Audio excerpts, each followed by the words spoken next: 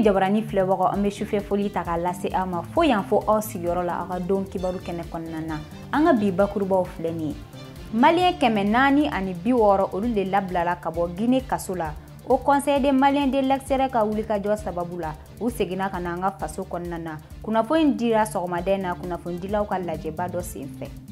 N'o tɛmɛna ka bɔ yen an bɛna aw ladɔnniya k'a fɔ ko Kolokani muso caman de degera safinɛ dilan na. ONG Taaɲɛ ale ni UNICEF ka bolo di ɲɔgɔnma kɔnɔna na o sababu ye u ka yɛrɛma hɔrɔnya ta. Bi don kibaru kɛnɛ kɔnɔna na an da bɛna se farikolo ɲɛnajɛ ale kun kan ka aw ladɔnniya k'a fɔ ko coupe bɛnkadi ale ta ko 6nan kɛra Dufanya ni ale bɛ Djeni mara la. O sababu la Sonke ni ale ye sebaya sɔrɔ 3 ale ni 1. Ni an ka kunnafoni bakurubaw ye ka fara kunnafoni caman kan min bɛna lase aw ma bi don kibaru kɛnɛ kɔnɔna na. Aw y'aw bisimila.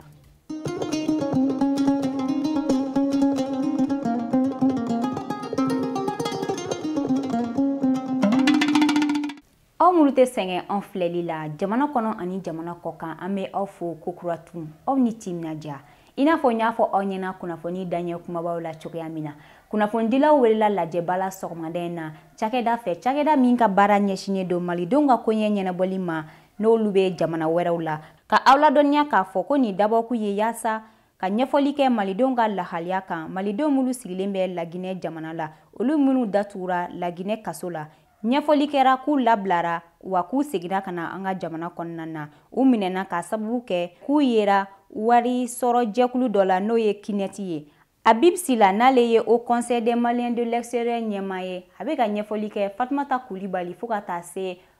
a ka jatala ma a ye min fɔ an ka jɛko lamɛn. Fɛn dɔ kɛra an ka denmisɛnninw ma Conakry an fɔlɔla k'o de fɔ parce que gɛlɛya ba yɔrɔ o kan. C'est-à-dire société dɔ de bɔra ko mama n'i ye 500 sara k'i n'i taara Guinée ko dɔgɔkun u bɛ 27 di e ma mais maa min mana mɔgɔ 2 fana tɔgɔ sɛbɛn olu fana bɛ 500 sara et toujours i bɛ 27 i b'a dɔn vraiment o ko in c'est an bɛ min wele ko une escroquerie c'est-à-dire a dan yɛrɛ mɔgɔ tɛ se ka qualifier. Donc malheureusement en cas denmisɛnninw nɛgɛnɛgɛnna a ko la ma 400 ani ma 60 sɔrɔla o hukumu kɔnɔ. Bon comme u b'u bila ka taa Guinée Conakry kan sigiri Guinéenw fana y'a ye ka fɔ bon u ɲɛ bɛ mɔgɔw la denmisɛnninlama bon u bɛ ɲɔgɔn fɛ ma 100 ni ko olu fana sarana ko la c'est normal. Donc finalement kɛra minali ye u bolo donc minana ka don kaso la bon donc ministère de Mali l'extérieur ni ambassade du Mali à Conakry an b'u fɔ k'u waleɲuman dɔn parce que ambassadeur et ministre ladɔnniya situation min bɛ ani Conseil des Maliens de l'extérieur min bɛ yen nɔ ko situation b'o cogoya la donc ministre ye délégation wuli kan associé o la an taara bon en tout cas u ni Guinée autorité ye ɲɔgɔn ye Dieu merci u sera ka bɛn kelen ma donc an bɛ Ala tanu u sera k'an ka denmisɛnninw bɛ élargi bon ministère ye karu bila ka taa an ka denmisɛnninw nɔfɛ Dieu merci ma to a la en tout cas kɔni bisiw y'o bɛɛ ta bon délégation min taara Malien de l'extérieur ka ministère de Mali extérieur ministère ka collaborateur tun b'ara ani DGME ani Haut Conseil de Mali extérieur ka représentant en tout cas bɛɛ ye dɔ kɛ an bɛ an ka maliyɛn minnu bɛ Laginɛ fana an b'u bɛɛ fɔ association ka se u bɛɛ ma parce que bɛɛ ye dɔ kɛ a ko la. N'o tɛmɛna ka bɔ yen an bɛ aw ladɔnniya k'a fɔ k'an ka jamana ka maraboloko ɲɛmayaso ye lajɛrɛba balen dɔ kɛ sɔgɔmada in na o kɔnɔna na o da sera maire ka minɛniko ma n'o bɛ ka kɛ sanga ale ni wagati bɛɛ an ka jamana kɔnɔna na Amadu Watara ale y'u ka fɛsɛfɛsɛliba kɛ an ye Awa Adama Kulibali ale ni Bakari Kone ka kuma buruni ɲɛfɛ an ka jɛ k'o lamɛn. An nana an ka président de voir parce que mɔgɔ caman t'a kalama ko an ka institution les maires ani kalata ɲɛmɔgɔw olu ka institution yɔrɔ mun ye o conseil ye mɔgɔ caman t'a dɔn bi don in na a bɛ dɔn k'a fɔ ko an nana an ka président de voir an nana an ka président voir mun na gɛlɛya dɔw de b'an kan awa a ye waatinin dɔ la ko an taara grève la dɔw côté mais an yɛrɛ b'a fɔ on m'a grève là, on t'a arrêt de travail là. Arrêt de travail pourquoi? Parce qu'on a qu'il là, statut en boulot. Ni statut en boulot, à quelqu'un on a voulu que joke pour que statut en casse. Mais mon cœur sababouye. Et toi vous côté que l'élément déclencheur. Awa anya ye les fleurs na mermina chara. Ama faut commerce kana mine. Mais encore ni mer be ma manya ka be mine. Awa ka seke ka donc a faut ka no bala. Mais no make. Awa mo wula ka kalata ye. Awa ay yora ka faut ko do kele no. Bisigi ba kono na folo ama dantike folo aka e kam ne ka dadu. An kila o fin ye moment de démocratie ma. Ani awa fin wara kele no. Ibe maire la commune mun kono. Ibe maire la district mun kono. Awa normalement sariya ba ira ka fo ko imanga mine ika juridiction kono. Ko ikanga cour suprême kanga yoro ira ikanga se kamne ka ta yoro mna parce que présomption d'innocence kama ani le privilège de juridiction au kama donc akilla olu beta blala kerefe en tongon munu minana 600 akilla oye dusuma kasi lasama o de ko so ani wuli ka joke mais ni no tuno no nteo on ganga wuli ka jo statut ko la mun dilan no statut mun dilan ka ko awa 2006 ka hotera ko loi temena ni ya taka kalan fo eta kono donc on ga wuli ka o relecture ni ko o nyini an na continue ye an ga président Eurobi ka o de loi enta ka sekeseke ka an ga lanyunu do kono an ga lanyunu to devrait jamana ka lanyunu parce que on te ka baraka yoro fen wara kono am ka dona ke jamana be se ka korota chukwama an ga commune be se ka korota chukwama an ga jamana be se ka tanye chukwama donc nous kono do tadi ni be baro la fi kala kana mais malakana awa est-ce que mo shila kana donc an ga jate wodi o ko san wul ka joka kana sanga président maka fo bon président dokera an ga wul ka njo pour que an ga se ka an ga konu la se yoro ja an ga se ka statut soro mun ba en protéger an ga baro kono na wa ma fo ko ni awa mo no yera muna ko te jabi o ma fo l'élu ne peut pas être au-dessus de la loi en ce cas que ça reste en fait en ganga to sara kono awa anye élu de damata wala mana ya nona en ganga nomne mais o ga sora seka likera ka donc a fo effectivement mu folo no etien mais tant qu'on make en gam amanga seka minati fana o de ko so an wula kanjo tabarkala anga ko lajeni akliye alsa kunafoni nasaraka ni wakati na ameta politiko bunanguka ka aladonia ka foko parti politique MPM no ye mouvement pour le Mali obeka bonya ka tafe anka jamana konnana o misalia ye kolokani maraye ni o maire ye adendo ye kolokani mara madi fofana ka fola ni ale kolokani maire o ya yira ka foko kabini parti politique MPM ale chuna kolokani mara la ko yelema chama dona ala atara nyefe ka fese like anye ni wakati na anka madi fofana lame anga ciden krenkreno ka kuma buruni nyefe ayo anga parti no MPM parti kurado parti ni créera Mali kono ya tout juste une année mais kolokani anana en fait anya bare damna ya 6 mois bare damna ni anya bare damna ni comité usigili ka ba ngwati mina sous section sigi parce que vous savez que kolokani cercle est communitandi a communitand sous section sigi a communitand bela bon parti ni no MPM ale kon nana aywa ni hakila munyi politiko la hakila kurado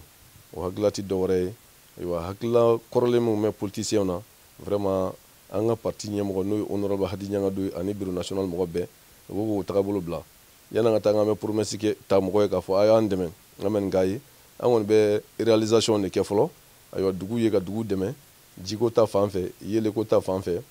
aywa muso ka deme ta fanflana na ko ta fanflana ame deme ke mo ko ye folo aywa yen ka élection si parce que en bolo jamana mana ke chugo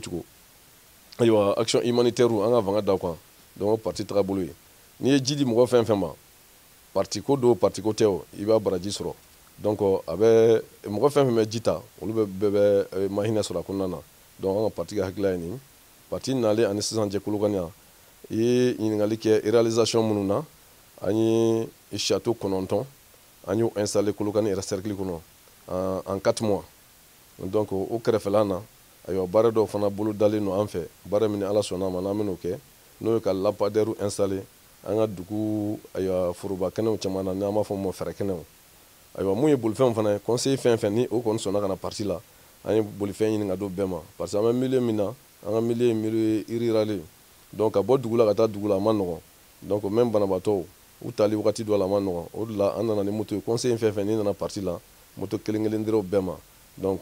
an bɛ don min ko bi parti a nana ni moto 70 moto kura 75 ye Kolokani an katuma o de don ala sago sago. N'an bɔra Kolokani an bɛ segin ka na Bamako Faba ale kɔnɔna na dugukolo ko bɔnsintigi la o ɲɔnen bɛ kosɛbɛ kosɛbɛ an ka jamana kɔnɔna na kɛrɛnkɛrɛnya la fantan ale ni faama ni ɲɔgɔn cɛ o misaliya ye Jakitelakaw ka Gwa ale ni Alfuseni Mayiga ni ɲɔgɔn cɛ ni o mankan kɛra baara ye an ka jamana kɔnɔna na fo o sera kiritigilamaw fɛ yaasa ka kunnafoni caman sɔrɔ nin ko in na u ye kunnafonidilaw wele jɛrɛ la tɛnɛ don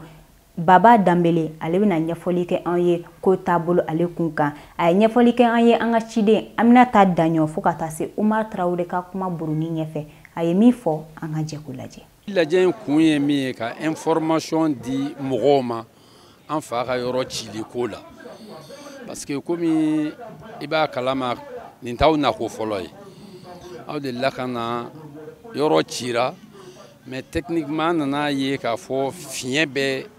baara kɛcogo la donc an y'o documents de fara ɲɔgɔn kan ka taa plainte kɛ cɛ kan faux et usage de faux donc an kan ka to kiri de la bon comme a kun nana k'a bɛna baara kɛ an ye service technique dɔw bɛ urbanisme an y'olu alerté olu nana ka na ye c'est vrai autorisation tun b'a bolo a yɛrɛ ka yɔrɔnin na mais o kɛra depuis 2008 Mali sariya dun b'a yira k'a fɔ n'i ye san kelen kɛ ka autorisation n'i y'a ta san kelen n'i ma baara kɛ ça devient caduc donc o tiɲɛ de f'i ka kura ta donc olu de nana ka na baara jɔ donc an nana de pour que ka n'a yira mɔgɔw la k'a fɔ bon kiiri dɔ tigɛra mais an ye élément wɛrɛw ye min b'a yira k'a fɔ n'o o ko sabatira min bɛ se ka kiiri tigɛlen bi ji la donc bi lajɛ ye kun y'o de ye. An bɛ dugawu kɛ ala ka jisuma kɛ ni fura ye halisa kunnafoni nasira la yaasa musow k'u ka yɛrɛma hɔrɔnya ta ani ka se u yɛrɛ kɔrɔ ONG Taɲɛ n'o ye baɲumankɛ tɔn dɔ ye ale ni UNICEF ka bolodi ɲɔgɔnma sababu la u ye formation dɔ kɛ Kolokani musow ni ɲɔgɔn cɛ yaasa k'u dege safinɛ dilan na don n'a nataw la u ka se u yɛrɛ kɔrɔ an ka ciden kɛrɛnkɛrɛnnen n'o ye Amadu El Konare ale tun bɛ a formation in kɛnɛ kan a ye min sɔrɔ an ka jɛ ko lajɛ. Degun ni kɔlɔlɔ caman bɛ den musomanninw ka furu joona la nka bamananw b'a fɔ ko tɛ kɛ gansan jatew y'a jira k'a fɔ an ka togodaw la maa caman m'u den fitinin sebali don furu kɔnɔ k'a sababu kɛ fantanya kulew ye sabula musaka minnu bɛ sɔrɔ a la a bɛ waati la tɛmɛ u kan min ye baɲumankɛtɔ ONG Taɲɛ ale n'a dɛmɛbagajɛkulu UNICEF y'a faamu k'a fɔ waati sera f'u ka siri o ko dan na nka olu ma kɛ ni diyagosa ye u ye lafaamuyali caman k'a kɔnɔna la o de kama u ye hakili jagabɔ kɛ ni ka hakilina sɔrɔ k'a ye ko n'i ye an ka togoda maaw sɛbɛkɔrɔ dɛmɛ u ka fɛn sɔrɔ u yɛrɛ ye ka se u yɛrɛ kɔrɔ k'o bɛna kɛ sababu ye dɔ ka se ka bɔ ni ɲangata walew la an ka sigidaw kɔnɔna la fɛn bɛ tali kɛ musow kalanni fɛn bɛ tali kɛ den musomanninw ani muso wɛrɛw kalanni safinɛ dilan jɔnjɔn na ale hakilina bɛ tali kɛ o de la.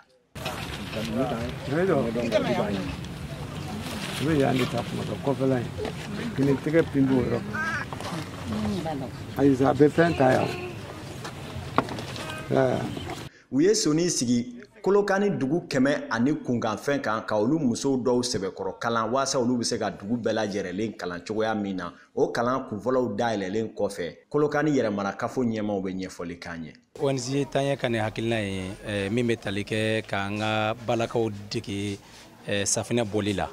bon kɛrɛnkɛrɛnyana u kɛlen ka denmisɛnnin si hakɛ dɔ de ta ka u bɛna safinɛ u kalan safinɛ bɔ la donc fɛn do min diyara an ka commune kɔnɔ an bɛ se k'a fɔ an ka commune mago bɛ min na an bɛ don min na komi bi mɔgɔ caman bɛ an dɛmɛ mais i b'a sɔrɔ u bɛ ɲinɛ ni volet dɔw bɛ yen u bɛ ɲinɛ olu kɔ parce que n ko ten ne ye maire mais depuis u ka danotigɛ la an kun y'a faamuya k'a fɔ u bɛna kɛrɛnkɛrɛnyana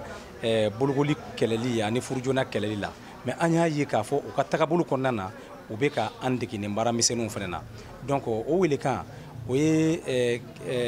baara min n'a bɛ ɲɛsin an ma nin ye vraiment b'a ɲɛsin an balakaw ma u ka o minɛ o bolo fila la mɔgɔ fila fila min bɔlen filɛ par village u bɛ kalan min na u ka se ka taa u kɔmɔgɔw bureau mɔgɔ tɔ membre tɔ minnu bɛ yen u ka se ka olu fana kalan o baara in na parce que n y'o de fɔ muso fila kalantɔ nin na a bɛ dugu bɛɛ kalantɔ a bɛ kɛ sababu ye a bɛ commune bɛɛ lajɛlen kalan. Kalan nin taara ka ɲɛsin musolaka mun yɛrɛ ma olu y'a jira k'a fɔ k'a ta bila ka bila don wɛrɛ la ko nin y'olu yɛrɛ kɛlen safinɛ dilanla ŋana ye wa u na se ka fɛn kɛ u yɛrɛ ye ka pan u yɛrɛ kama na sabula k'a bɛna kɛ sababu ye k'u dɛmɛ wa u bɛna musakaw sɔrɔ a la ka dugu muso tɔw yɛrɛ dɛmɛ an ka jɛ ka muso ninnu ka sereyali lamɛn. A b'an dɛmɛ ka kɛ sababu ye an bɛ se ka se safinɛ dilan na k'an ka finiw ko k'u jɛ k'an ka minɛnw ko k'u jɛ a b'an sanuya. An bɛ taa ɲɛ fo an b'a fo k'a barikada ala n'an ka musomaninw ka baara min safinɛ bila min kɛ k'an ka musomaninw sini ɲɛsigi d'u ma an b'u fo o kɔni y'a maa ɲini ka na an nege safinɛ bila la tiɲɛna an sera. A bɛ baara min na baara ɲana kojugu a diyara an ye yɛrɛ de ala k'a dɛmɛ. An bɛ layidu ka minnu ma n'an taara an b'a k'a sɛbɛlanko ye an bɛ tila ka mɔgɔ wɛrɛw dege a la minnu bɛ se ka fɔr'u la kosɛbɛ yanni u ka segin ka na tuguni. Ni hakilina ɲuman in sababu ye baɲumankɛtɔ ONG Taaɲɛ min ye olu ka maa min ɲɛsinen don u ka programme ko ma n'o ye Paul Damian Mariko a ye ɲɛfɔli kɛ hakilina jɔnjɔnba jumɛn y'u bila nin kalan kofɔta in na ka ɲɛsin Kolokani musolakaw ma an k'a lamɛn. An ka programme bɛ tali kɛ ka ɲɛsin denmisɛnninw ani musow dɛmɛli de ma donc o hukumu kɔnɔna la o dɛmɛliw bɛ ta ɲɛsin mun ma furu joona nɛgɛkɔrɔsigiw ani jagawale minnu bɛ ta ka ɲɛsin musow ma an ka jateminɛw yɛrɛ y'a ye fɛnɛ ka fɔ k'a fɔ furu joona a sababu dɔ ye fantanya ani barantanya ye donc an ye jateminɛw kɛ n'an sera ka an ka togoda musow k'u dɛmɛ u ka se ka baara dɔ k'u yɛrɛ ye min bɛ se ka musaka lase u ma a ka ca la min y'o furu joona ko ye ka da fantanya sababu ka dɔ bɛ se ka bɔ o la o hakilina de y'an dɛmɛ ka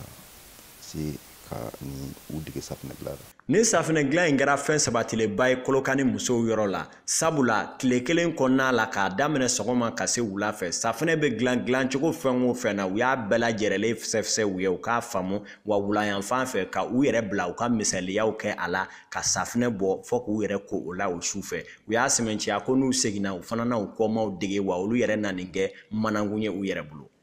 An bɛ dugawu de kɛ ala ka nin ko in ale ta ɲɛ. N'an bɔra Kolokani an b'an kun da Jijeni mara la kɛrɛnkɛrɛnya la Dufanya ka kuma farikolo ɲɛnajɛ ale bunakun kan ka aw ladɔnniya k'a fɔ ko ku bɛn ka di ale ta ko wɔɔrɔnan kɛra Dufanya ni ale bɛ Jijeni mara la kɛrɛnkɛrɛnya la minnu kun karilen don ɲɔgɔn na o ye Sonkenikaw ale ni Senkereni olu karila ɲɔgɔn na o sen fɛ Sonkeni ale ye sebaya sɔrɔ 3 ale ni 1 an ka ciden kɛrɛnkɛrɛnnen 9 TV Jabarani tɔgɔ la olu tun bɛ kɛnɛ kan Amadu El Konare o ye min sɔrɔ ka lase an ma an ka jɛ ko lajɛ.